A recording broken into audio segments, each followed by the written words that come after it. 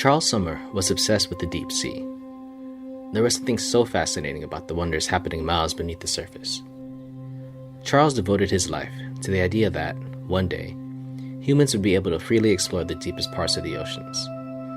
His lifelong pursuit left him in the middle of the Pacific, thousands of miles from land, on his research vessel, the Phoenix. His son, Scooter, who begged to join the trip and got his way as a birthday gift, spent most of his hours entertaining himself as his father was hard at work. A risky experiment, Charles had lost the support of multiple organizations before deciding to finance his work on his own.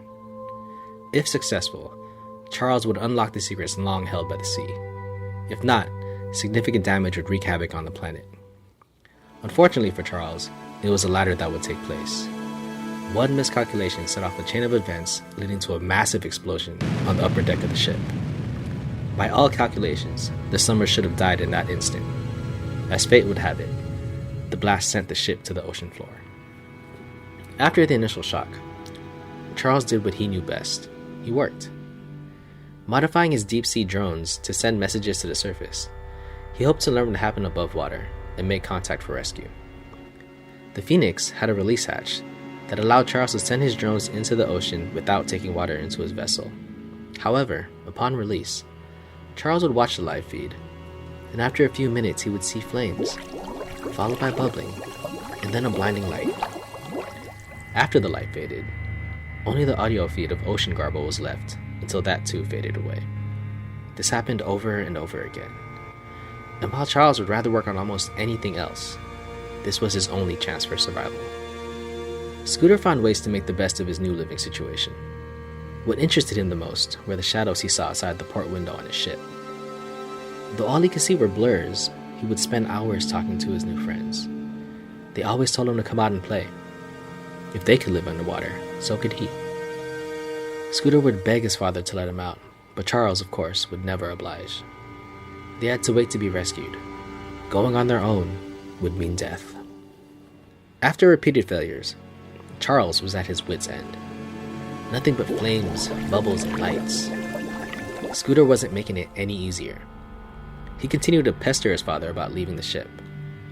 In response, Charles blocked off the port window and told Scooter to focus on what was in the ship. So that's what Scooter did. The drones looked like they'd be great new friends to have. Scooter also enjoyed watching his father work. He must have picked up some tricks along the way, because while Charles was asleep, dismantling the release hatch was simpler than it should have been. Taking hold of a drone, Scooter was on his way to the surface. Charles was awoken by the water crashing into his bedchambers. He rushed to his lab to find the drone's live stream, and he realized that this was Scooter's doing. His focus, though, was that the drone was functioning and already closer to the surface than any previous attempts. No flames, bubbles, or blinding lights. Like the water filling the Phoenix, Charles was filled with the excitement that his son may have solved the problem that he couldn't. Scooter was going to make it above water. However, as Scooter was within arm's reach of the surface, his shirt was caught in the propulsion jet of the drone. Charles watched as Scooter struggled to break free, trying to swim away, only to have the other jet drag his son violently through the water.